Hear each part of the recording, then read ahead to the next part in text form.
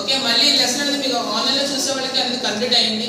But ఇక్కడున్న regular students కూడా చెప్పాలి కాబట్టి మళ్ళీ సేమ్ లెసన్ బ్రిటిష్ ఎంపైర్ అనేది మళ్ళీ చెప్పడం జరుగుతుంది. ఓకే, పేజ్ నెంబర్ 132లో left side first last paragraph అనమాట.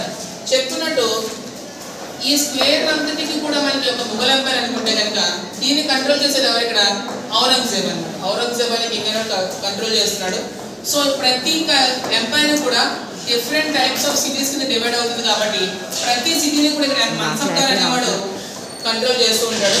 సో వెన్నెవర్ ఈ ఔరంగజేబ్ అనేవాడు ఎప్పుడైతే చనిపోయాడో వీళ్ళకి పవర్ అనేది వీళ్ళకి రావడం జరిగింది. ఈ మన్సబ్దార్స్కి పవర్ అనేది రావడం జరిగింది. సో ఎప్పుడైతే వీళ్ళందరూ కూడా డివైడ్ అయిపోయారో, ఎవరికి వాళ్ళు ఇండివిజువల్ కింగ్స్ కింద డివైడ్ అయిపోయారో వీళ్ళు వీక్ అయిపోయారు. సో ఎప్పుడైతే వీళ్ళందరూ వీక్ అయిపోయారో బ్రిటిష్ ఎంపైర్లో ఉన్న ఆఫీసర్స్ అందరికీ కూడా ఒక ఛాన్స్ వచ్చింది. ఏది?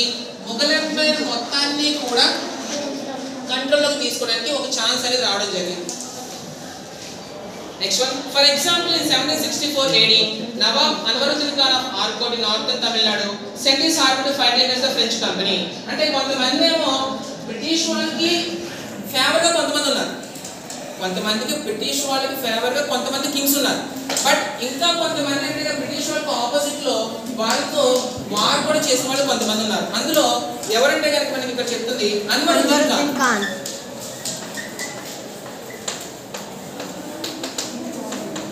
Anwaruddin Khan in the year 1764 AD లో ఫ్రెంచ్ కంపెనీస్ తో ఈ అన్వరుద్దీన్ ఖాన్ అనే అతను ఏం చేశాడు? వార్ అనేది చేయడం జరిగింది. సో వార్లో ఎవరు గెలిచారు? అన్వరుద్దీన్ ఖాన్ ఆర్కోట్ అన్నమాట. అది అన్వరుద్దీన్ ఖాన్ కూడా ఏ ఏరియా నుంచి వచ్చాడంటే కనుక ఆర్కోట్ అనే ఏరియా నుంచి వచ్చాడు. అది కూడా మనకి తమిళనాడులో ఉంది. ఆర్కోట్ అనే ఏరియా ఎక్కడ ఉందంటే కనుక తమిళనాడు ఉంది. However, to the astonishment of all, the small French army managed to defeat the large army of the Nawab. అంటే ఇక్కడేమో ఈ అన్వరుద్దీన్ ఖాన్ ఏమో ఇండియాకి సంబంధించిన వాడు, వీళ్ళకి ఆపోజిట్ టీమ్ ఏ కంట్రీకి సంబంధించింది? ఫ్రెంచ్కి సంబంధించింది. ఇక్కడ మీకు అర్థమవుతుందో చెప్పింది. ఇక్కడ వారేమో ఇండియన్ కింగ్ అయిన అన్వరుద్దీన్ ఖాన్కి తన ఆపోజిట్లో ఉన్న ఫ్రెంచ్ వాళ్ళకి యుద్ధం జరిగింది. అర్థమవుతుందా? ఇక్కడ లోకల్ కింగ్ ఎవరు? ఇక్కడ అన్వరుద్దీన్ ఖాన్.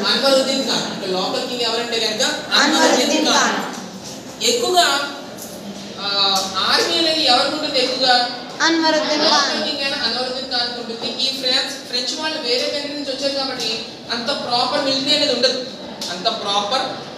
ఉండదు, అంటే చాలా తక్కువ ఆర్మీ ఉంటుంది. కానీ వీళ్ళ దగ్గర గన్స్ కానీ క్యానన్స్ కానీ లేకపోతే కనుక రైఫిల్స్ అనేవి ఉండడం వల్ల చాలా పెద్ద ఆర్మీ ఉన్న అన్వరుద్దీన్ ఖాన్ కూడా ఓడిపోయాడు.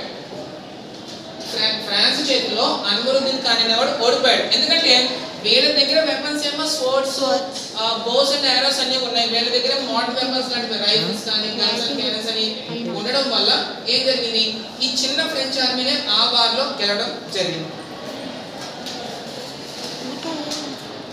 The European traders became bolder after this victory and felt that they could do whatever they wanted in India because of the strength of their armies. అంటే వాళ్ళు ఇంకా ఇంత పెద్ద ఆర్మీకి ఇప్పుడు చూడండి, మన క్లాస్లో చాలా మందిని క్రాస్ చేసుకొని మీకు ఫస్ట్ ర్యాంక్ వచ్చింది. మీకు ఆ ఫీలింగ్ ఎలా ఉంటుంది? ఇంతమంది క్లాస్లో 40 మెంబర్స్ ఉంటే 39 మెంబర్స్ని క్రాస్ చేసి మీరు ఫస్ట్ ప్లేస్లో ఉన్నారు. ఫస్ట్ ప్లేస్లో ఉంటే మీకు ఆ ఫీలింగ్ ఎలా ఉంటుంది? కొంత గర్వంగా ఉంటుంది, అవునా కదా? ఎంత మనం మంచిగా ఉందామని చెప్పి మనసులో అనుకున్నా కూడా ఎక్కడ చోట మనకి గర్వంగా ఉంటుంది, అవునా కదా? సేమ్ అదే విధంగా ఇంత చిన్న ఆర్మీ ఉన్న మనమే అన్వరుద్దీన్ ఖాన్ లాంటి వాళ్ళు ఓడించారు కాబట్టి ఇంకా టోటల్ ఇండియాని మొత్తాన్ని కూడా మన కంట్రీలో తీసుకెళ్ళగలమని చెప్పేసి ఫ్రాన్స్ అనుకుంది. However, the European armies differed from the armies of Indian rulers in 1700s. అంటే 1700 లో ఏంటంటే కనుక జాబ్స్ చాలా ఇంపార్టెంట్ గా ఉండేది. జాబ్స్ మనకి మామూలుగా సొసైటీలో ఫార్మర్స్ ఉంటారు, నెక్స్ట్ వన్ ఆర్టిషియన్స్ అన్నమాట. అంటే ఆర్టిషియన్స్ అంటే కనుక పెయింటింగ్ జాబ్ చేస్తుంటారు, ఆర్టిషియన్స్ ఉంటారు. నెక్స్ట్ వన్ వచ్చేప్పటికి మనకి క్రాఫ్ట్ పర్సన్స్, అంటే క్రాఫ్ట్ పర్సన్స్ కుండలు తయారు చేసేవాళ్ళు కానీ లేకపోతే కనుక ఫర్నిచర్ తయారు చేసేవాళ్ళు కావచ్చు, ఎవరైనా కావచ్చు. సొసైటీలో ఫార్మర్స్, ఆర్టిషియన్స్, క్రాఫ్ట్ పర్సన్స్ వీళ్ళందరూ ఉన్నారు. కానీ కొంతమందికి ఇలాంటి చోట్ల కూడా జాబ్ దొరక కొంతమంది ఏం చేశారంటే కనుక జాబ్స్ లేక బ్రిటిష్కి సంబంధించిన ఆర్మీలో కూడా జాయిన్ అయ్యారు. మన ఇండియన్సే వెళ్ళి బ్రిటిష్ ఆర్మీలో కూడా కొంతమంది జాయిన్ అయ్యారు. మన వాళ్ళే నిజానికి మన వాళ్ళు ఏం చేయాలి అంటే లోకల్ కింగ్ ఆర్మీలో జాయిన్ అవ్వాలి, లేదా వాళ్ళకి సంబంధించిన వర్క్స్ అయిన ఫార్మర్ కానీ ఆర్టిషన్స్లో కానీ క్రాఫ్ట్ పర్సన్ కానీ లేకపోతే ఇంకేదైనా వర్క్లో ఎంగేజ్ అవ్వాలి. కానీ ఇక్కడ ఎక్కడా కూడా ఖాళీ లేదనో లేకపోతే ఇక్కడ ఏదైనా ఛాన్స్ దొరకలేదనో పక్కన పెడితే కనుక చాలా మంది వెళ్ళి ఏం చేస్తారు డబ్బులు ఇక్కడ పనిచేసిన వాళ్ళకి ఏం కావాలి మనీ అనేది కావాలి. పైకి ఇంకొక చిన్న లాజిక్ ఏంటంటే కనుక బ్రిటిష్ వాళ్ళు ఇక్కడ ఆర్మీ మెయింటైన్ చేస్తారంటే ఎవరు కారణం మన లోకల్ కింగ్స్.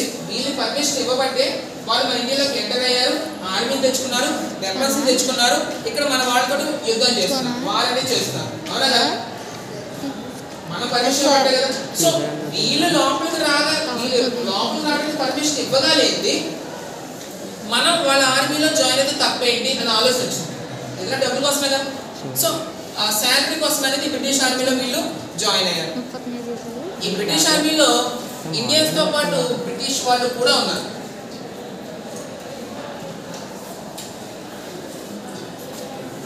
సో వాళ్ళ ఆర్మీకి మన ఆర్మీకి ఏంటో చూద్దాం. అది మన వాళ్ళకి ఏంటి. The soldiers of European armies were better trained and received higher and more regular salaries. They also had better cannons and guns. The European armies had parades and drills every day.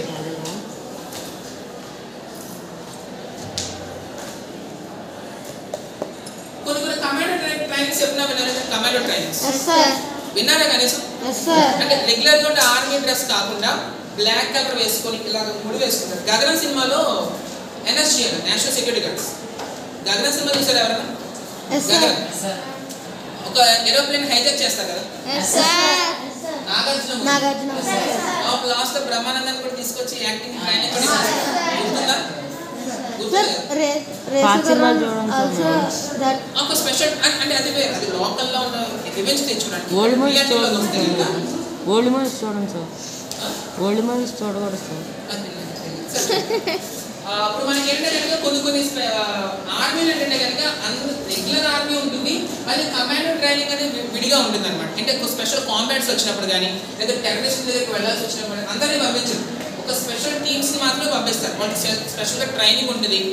అది మొత్తం ఏంటంటే కనుక వాళ్ళకి ఎలా ఉంటుందంటే training ఎలా ఉంటుందంటే చేతిలో ఆయుధం లేకపోయినా కూడా పక్క వాళ్ళని చంపేసేంత చంపగలిగేంత స్కిల్స్ వాళ్ళకి నేర్పిస్తారు. అర్థమవుతుంది. సో ఇక్కడ డిఫరెన్స్ ఎలా చెప్తారంటే కనుక ఈ బ్రిటిష్ వాళ్ళు ఏమో వేరే కంట్రీ నుంచి వచ్చిన వాళ్ళు, వాళ్ళకి ఏమో కాంబాట్స్ తెలుసు, గన్స్ అండ్ క్యానన్స్ ఎలా ఉపయోగించాలో తెలుసు. పైగా ఇన్ని తెలిసిన వాళ్ళకి శాలరీస్ ఎక్కువ ఇస్తారా తక్కువ ఇస్తారా? ఎక్కువ ఇస్తారు. అర్థమవుతుంది. పైగా వాళ్ళు డైలీ కూడా పెరేడ్స్ అండ్ డ్రిల్స్ అనమాట. పెరేడ్స్ తెలుసు కదా, మొన్న యూట్యూబ్ లో కూడా చిన్న వైరల్ వీడియో తెలంగాణ స్టేట్ లో పోలీస్ ట్రైనింగ్ ఇచ్చారు. కాళ్ళ దగ్గర కూడా ఉంచొని ఇలా లెఫ్ట్ రైట్ కొడుతుంటే కానిస్టేబుల్ చూసారా? వాడు పడుకొని కూడా చూస్తున్నాడు. చూసారా? చూడలేదా? సరే పక్కన అప్పుడు విక్రమార్కుడు సినిమా చూసారా? విక్రమార్కుడు సీన్ లాస్ట్ లో డైలాగ్ చెప్పేసి వెళ్ళిపోతున్నప్పుడు ఎగ్ దో తీన్ అని చెప్పి వాళ్ళు మార్క్ చేసుకుంటూ వెళ్తారు. అంటారు అనమాట.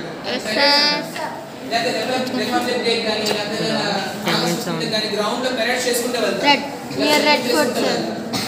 ఫర్ ఎగ్జాంపుల్ మన ఆర్మీ ఉంది, ఆర్మీ వచ్చేప్పుడు ఒక టైప్ ఆఫ్ సెల్యూట్ ఎలా ఉంటుంది, నేవీకి వచ్చేప్పటికి ఎలా ఉంటుంది ఎప్పుడన్నా గమనిస్తే కనుక నేవీకి వచ్చేప్పటికి ఎలా ఉంటుంది, ఎయిర్ ఫోర్స్ కి ఏమో హాఫ్ బెండ్ అయింది. ఆర్మీకి ఎందుకంటే కనుక మా చేతుల్లో ఎటువంటి ఆయుధాలు లేవని చెప్పడం కోసం ఫుల్ హ్యాండ్ అని చూపిస్తారు. నేవీలో ఏంటంటే కనుక నేవీలో అంటే ఎయిర్ ఫోర్స్ సరిగ్గా కానీ నేవీలోకి వచ్చేప్పటికి వాడు ఎలా ఎందుకు చేస్తారంటే కనుక పై ఆఫీస్కి సెల్యూట్ చేయాలి కదా, అప్పుడు చేతి గ్రీజ్ ఉంటుంది వాడు, ఆ గ్రీజ్ అనేది కనిపించకుండా ఏం చేస్తారు ఎలా కొడతారు. ఒక్కొక్క దానికి ఒక్కొక్క రీజన్ ఉంటుంది, ఎందుకు అలా సెల్యూట్ చేస్తారని కూడా రీజన్ ఉంటుంది. With such regular exercise, Indian soldiers enrolled in these armies and also became quite skilled battle. చూసారా? వేలతో పాటు మన ఇండియన్స్ కూడా సేమ్ టైప్ ఆఫ్ ఇచ్చారు, ట్రైనింగ్ అనేది ఇచ్చారు. కానీ ఎంత వాళ్ళకి ట్రైనింగ్ ఇచ్చినా కూడా బ్రిటిష్ వాళ్ళకి మాత్రమే శాలరీస్ ఇచ్చేవారు, కొన్ని ఇంపార్టెంట్ కేసెస్ కూడా వాళ్ళకి ఇచ్చేవారు. ఇప్పుడు పడిపోయిందిరా. మన వాళ్ళకి ప్రమోషన్స్ అన్ని ఇచ్చేవారు. ఎప్పుడు పడిపోయింది? Next one growing European interference in the kingdoms of India. అంటే సరే లోపలికి ఛాన్స్ ఇచ్చారు, ఇది మనతో పాటు బిజినెస్ షెడ్కి ఒక ఛాన్స్ ఇచ్చారు. తర్వాత వార్ చేసుకుంటా కూడా మన కింగ్స్ ఏం మాట్లాడలేదు. అలా అని చెప్పేసి వాళ్ళు ఏమనుకున్నారు, ఇంకా మనల్ని చీప్గా చూశారు బ్రిటిష్ వాళ్ళు. సరే మనల్ని ఏం అనట్లేదు కదా, ఇంకా మన లోపలికి ఏదైనా చేశారని చెప్పేసి ఇండియన్ కింగ్స్ కి సంబంధించిన ఇంటర్నల్ అఫైర్స్ లో అంటే అవసరం ఉన్నా లేకపోయినా కూడా వీళ్ళు ఇంటర్ఫియర్ అవడం. The companies used their military advantage to increase their profits from the trade. అంటే కంపెనీ వాళ్ళు ఏం చేశారంటే వాళ్ళు మిలిటరీని ఉపయోగించుకొని చాలా చాలా ప్రాఫిట్స్ అనేవి చేసుకున్నారు. ప్రాఫిట్స్ ఎలా చేశారో చూడండి. On many occasions, when they saw two Indian rulers are fighting among themselves, they would take sides and get involved in the fight. అంటే మన ఇండియాలో బ్రిటిష్ వాళ్ళు వచ్చారు, ఫ్రాన్స్ వాళ్ళు వచ్చారు, Germany, next one Spain, Poland, ఇలా రకరకాల కంట్రీస్ అనేవి మన ఇండియాలోకి రావడం జరిగింది. అది ఇప్పుడు ఫర్ ఎగ్జాంపుల్ మనకి ఇండియాలో తమిళనాడుకి నెక్స్ట్ వన్ కర్ణాటకకి సంథింగ్ గొడవలు ఉన్నాయి. కర్ణాటకకి తమిళనాడుకి ఏదో గొడవలు ఉన్నాయి. ఇక్కడ బ్రిటిష్ వాడు వచ్చి ఏం చేసేవాడు, తమిళనాడుకి సపోర్ట్ ఇచ్చాడు. తమిళనాడు మీరు కర్ణాటక మీద యుద్ధానికి వెళ్ళండి, నేను మీకు సపోర్ట్ ఇస్తాను, మీకు కావాల్సిన గన్స్ కానీ క్యానన్స్ కానీ సోల్జర్స్ కానీ నేను సప్లై చేస్తాను.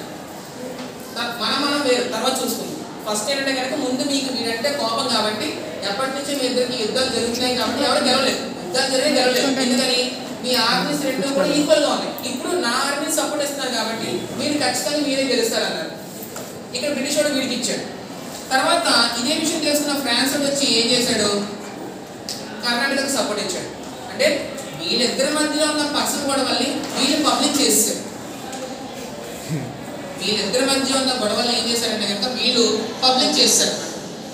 పబ్లిక్ చేస్తే ఏం జరుగుతుంది, వీళ్ళిద్దరు కొట్టుకుంటున్నారు, వీళ్ళిద్దరు వెళ్ళి సపోర్ట్ ఇచ్చారు. సపోర్ట్ ఇచ్చిన ఏం జరిగేది, సంథింగ్ అయితే కర్ణాటక గెలుస్తుంది లేదా తమిళనాడు గెలుస్తుంది. అయిపోయింది, వార్ అయిపోయిన తర్వాత కూర్చున్నారు. ఎవరు, తమిళనాడు గెలిచింది అనుకున్నాం. తమిళనాడు బ్రిటిష్ వాళ్ళు కూర్చొని బ్రిటిష్ వాడు అడిగాడు, మరి మేము హెల్ప్ చేశాం కదా, మరి మాకేంటి అని అడిగాడు. అది బ్రిటిష్ వాడు అడిగాడు, మాకేంటి అని అడిగాడు. సో వాడు ఏం చేశాడంటే కనుక కొంత డబ్బులు అన్నమాట, సహాయం చేసినందుకు కొంత డబ్బులు, లేకపోతే కనుక కొన్ని ట్యాక్స్ ఎక్కువ కలెక్ట్ అయ్యే సిటీస్ అనేవి వాడికి రాసి ఇచ్చేసేవాడు. ఒక పక్కన డబ్బులు ఇచ్చేవాడు, ఇంకో పక్కన ఇది కూడా ఉంది. They would lend their army to one side to help them and defeat their rivals, but in return the companies would demand extract many trade concessions from the rulers. The rulers also gifted the companies large amounts of money in return of their military help. This money helped the companies increase their trade even more. అంటే ఒక పక్కన ఇలా help చేయడం వల్ల వీళ్ళకి concession అన్నమాట. Concession అంటే concession, మన బట్టలు కొట్టుకు వెళ్తాం, వాడు ఒక 2000 3000 బిల్ వేస్తాడు, కన్సెషన్ ఇవ్వమంటాం. కన్సెషన్ అంటే తగ్గించడం సార్, డిస్కౌంట్. ఆల్రెడీ ఈ బ్రిటిష్ వాడు తమిళనాడు గవర్నమెంట్ కి ఎంత కొంత ట్యాక్స్ కడుతున్నాడు. For example every year 1 lakh rupees tax కడుతున్నాడు. ఇప్పుడు ఏమన్నాడు, నేను మీకు సహాయం చేశాను కాబట్టి ఈ 1 lakh ట్యాక్స్ కూడా ఇక్కడ నుంచి నేను కట్టను, మీరు నా దగ్గర నుంచి హెల్ప్ తీసుకున్నారు, మీకు కర్ణాటక స్టేట్ మీకు అండర్లోకి వచ్చేసింది, అలాంటప్పుడు నేను మీకు హెల్ప్ చేశాను కాబట్టి ఇంక 1 lakh ట్యాక్స్ కట్టాల్సిన పనే ఉంది అని చెప్పేసి ఈ ట్యాక్స్ కట్టడం మానేశాడు. ఎవరు, ఈ బ్రిటిష్. ఆ విధంగా కొంతమంది ఏమో డబ్బులు తీసుకున్నారు కింగ్స్ దగ్గర నుంచి. ఆ డబ్బులు తీసుకెళ్ళి ఏం చేసేవారు, ఈ కంపెనీ ట్రేడింగ్ లో ఇంకా ఇన్వెస్ట్మెంట్ చేసి ఇంకా ఎక్కువ ప్రాఫిట్స్ అని బ్రిటిష్ వాళ్ళు తీసుకున్నారు. For example Duplex, a governor of the French East India Company, helped the Muzaffar Jung to become the Nizam of Deccan. అంటే డ్యూప్లెక్స్ అనే ఒక ఫ్రాన్స్ జనరల్ అన్నమాట. ఫ్రాన్స్ ఆర్మీకి జనరల్ ఎవరు, Dupleix. A governor of the French East India Company helped Muzaffar Jung to become the Nizam of Deccan. అంటే నిజాంకి already Nizam అనే state, Nizam అంటే ఏం కాదు హైదరాబాద్, నిజాం అంటే ఏం కాదు హైదరాబాద్. వరకు హైదరాబాద్ ఇంకో కొన్ని సిటీస్ అన్ని కలిపి ఉండేది కాబట్టి దాన్ని నిజాం అని పిలిచాం. ఆ నిజాంకి ఎవరో కింగ్ ఉండేవాడు, కింగ్ ఉండేవాడు అనమాట. కానీ నిజాం అనేది ఇక్కడ చెప్పిన ఈ ముజాఫర్ జంగ్ కావాలి. నిజాం అనే కింగ్డమ్ వీడికి కావాలి. వీడికి కావాలంటే ఏం చేశాడు ఫ్రాన్స్ ఈ డ్యూప్లెక్స్ అనేవాడు, సరే పద నువ్వు నేను కలిసి వెళ్ళి దాన్ని ఓడిద్దామని చెప్పేసి ఏం చేశారు, ఈ ముజాఫర్ జంగ్ నెక్స్ట్ ఈ డ్యూప్లెక్స్ కలిపి నిజాంను కింగ్ని ఓడించేసి మొత్తం ఓడించారు. In return Muzaffar Jung gave the French some territories near Pondicherry and the town of Machilipatnam. దానికి సహాయం చేసినందుకు పాండిచేరి దగ్గర ఉన్న కొన్ని ఏరియాస్ తీసుకున్నాడు. నెక్స్ట్ వన్ మచిలీపట్నాన్ని మొత్తం తీసుకున్నాడు. పాండిచేరిలో మచిలీపట్నం ఎందుకు చూస్ చేసుకున్నాడు దాని డ్యూప్లెక్స్? పాండిచేరి వాడు డ్యూప్లెక్స్ అనేవాడు ఇంకేదైనా సిటీ తీసుకోవచ్చు, ఇంక వేరే సిటీస్ చాలా ఉన్నాయి, హైదరాబాద్ ఉంది, ఇలాంటి పెద్ద పెద్ద సిటీస్ చాలా ఉన్నాయి. కానీ వాడు పర్టికులర్గా పాండిచేరి అంటే మచిలీపట్నం, మన ఆంధ్రప్రదేశ్లో విజయవాడ దగ్గర బంగారు దగ్గర మచిలీపట్నం ఆ ఏరియాని మాత్రం తీసుకున్నాడు. ఎందుకని? సీ పోర్ట్స్ ఎక్కువ ఉంటాయి కదా సార్. ఎందుకంటే అవన్నీ కూడా సీ పోర్ట్ ఏరియాస్, అక్కడ లోడింగ్కి అన్లోడింగ్కి ఎక్కువ డబ్బులు కట్టాలి. ఇప్పుడు ఆ సిటీస్ అన్ని బ్రిటిష్ కంట్రీలోకి వచ్చి ఫ్రెంచ్ కంట్రీలోకి వచ్చాయనుకోండి, ఇంకా ట్యాక్స్ కట్టగలగా ఫ్రీగా లోడ్ చేసుకోవచ్చు, ఫ్రీగా అన్లోడ్ చేసుకోవచ్చు. ఇంకా అవే కాకుండా ఈ ఆల్సో గేవ్ 50,000 టు ద కంపెనీకి 50,000 డొనేషన్ ఇచ్చాడు. 50,000 టు ద ఫ్రెంచ్ ట్రూప్స్, ఆర్మీకి 50,000 ఇచ్చాడు.